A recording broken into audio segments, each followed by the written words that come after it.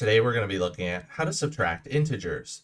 Specifically, we're going to be looking at how to subtract a negative integer from another negative integer. We have a couple of examples that we're going to work through together here, so let's get started.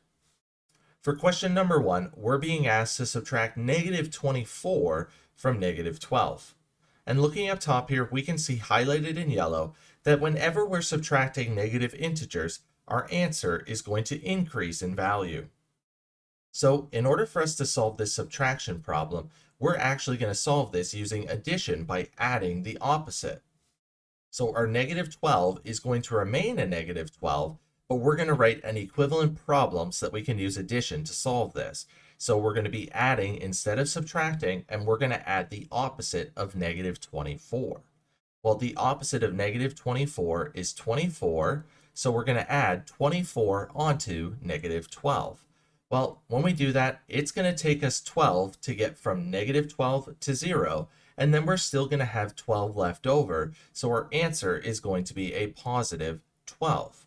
So when we subtract negative 24 from negative 12, we get the answer of positive 12. So I'm sure you're wondering, how exactly did we get to that answer? We just subtracted two negative numbers and ended up with a positive answer. So to explain how this works, let's use a phone plan, because most of us have a phone plan, or we're even watching these videos on our phone. Well, when I went into the phone area, I purchased this phone for $12. So I owe $12 on my phone plan. And then the monthly plan cost me, let's say, $24 a month, just like our negative 24. So I have a negative 12 for the cost of the phone and a negative 24 for the cost of my monthly bill. Now, when we're subtracting integers, we can think of it as these negatives or the deficits, but we're also being given that money back. So when we subtract negative 24, the phone company has called us and they've said, you no longer owe that $24, so that expense is gone, but we are actually going to give you that $24 back because we are taking away that $24 debt and giving you that money back. So now we have a positive 24.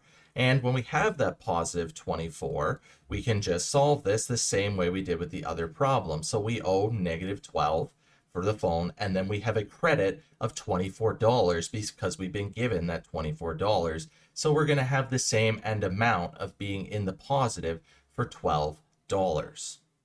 So now moving on to question number 2, where this time we're being asked to subtract negative 15 from negative 4. So just like with the first problem, we're going to solve this by adding the opposite. So our negative 4 is going to remain a negative 4, and then we're going to subtract the negative 15. So we're going to add the opposite, which is plus 15. And when we add 15 onto negative 4, we get the answer of positive 11. So when we subtract negative 15 from negative 4, we get the answer of positive 11. So hopefully by now you understand how to subtract integers, specifically how to subtract a negative integer from another negative integer. Help make math less complicated by smashing those like and subscribe buttons. As always, enjoy today's math journey.